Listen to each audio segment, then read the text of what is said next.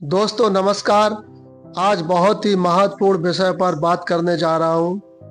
हमारे परम पूज्य बोधिसत्व भारत रत्न डॉक्टर बाबा साहब अम्बेडकर जी ने युवा पीढ़ी के लिए कुछ बहुमूल्य संदेश दिए थे। दोस्तों, मानव जीवन का लक्ष्य बुद्धि का सर्वोच्च विकास होना चाहिए। मेरे नाम की जय जयकार करने से अच्छा है कि मेरे बताए हुए रास्तों पर चलें।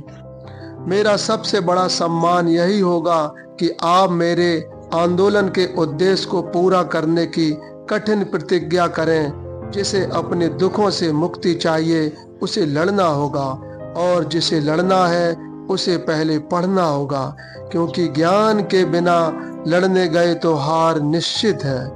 युवा समाज की रीढ़ की हड्डी बैकबोन होते हैं, जिस पर पूरा समाज टिका होता है। युवा बहुजन महापुरुषों के संस्कारों से युक्त शिक्षा से ही वह समुचित रूप से खुद का और समाज का विकास कर सकते हैं।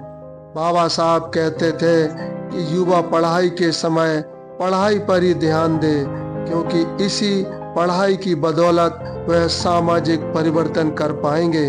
शैक्षिक विकास से वह अपनी बौद्धिक चेतना को जागरूक कर सकेंगे। यही कारण है कि ज्ञान में पूंजी लगाने से सर्वाधिक ब्याज प्राप्त होता है।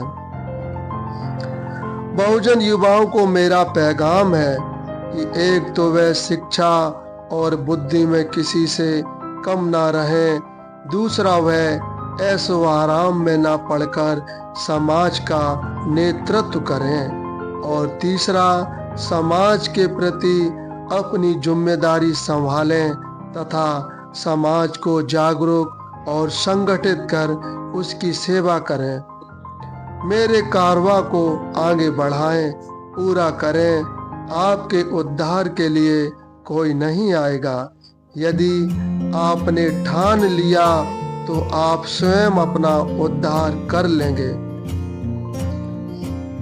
डॉक्टर बाबा साहब अम्बेडकर जी, जो समाज कौम अपना इतिहास नहीं जानता वह कभी नया इतिहास नहीं बना सकता।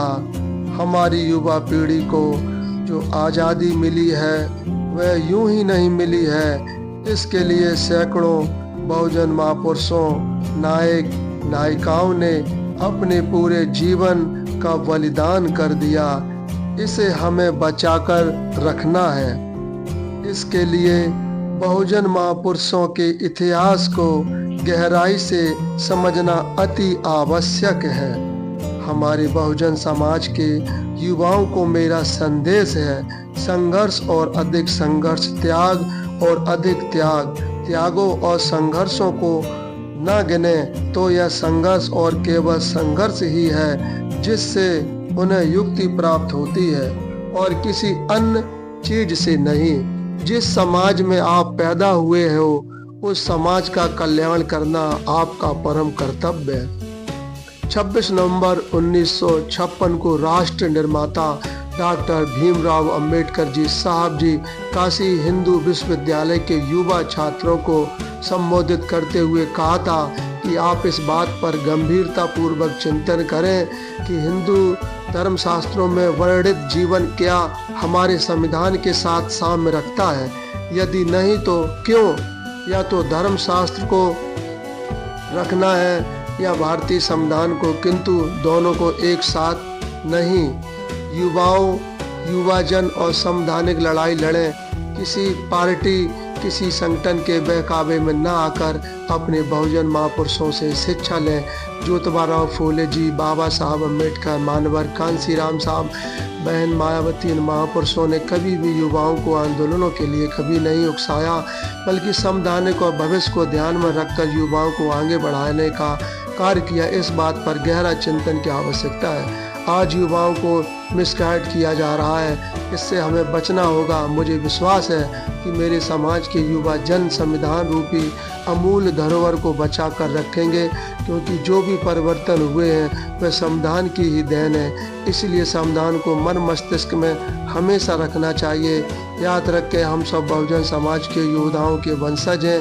अपने दिलो दिमाग में यह विचार डालें, आप महान होने के लिए इसी प्रकार बाबा साहब ने सभी युवाओं को संदेश दिया था कि आप अपने समाज के लिए हमेशा संघर्षशील रहें, बुरी आदतों से दूर रहें, गलत संगति में ना पड़ें। आप देख रहे होंगे कि आज के युवा नशे के आदी हो रहे हैं, गलत संगति के आदी हो रहे हैं और व्यभिचार में संलिप्त हैं। ऐसे युवा ना ही तो अपने परिवार का, ना ही अपने समाज का, किसी का भी कल्याण नहीं कर सकते हैं और इससे उनका खुद का ही जीवन नरकमय होता है। सभी युवाओं को चाहिए कि वो अच्छी शिक्षा ग्रहण करें, अच्छे लोगों से दोस्ती करें, अच्छा जीवन यापन करें, हमेशा जो भी सामाजिक कार्य हो उसमें बढ़ चढ़कर भाग लें।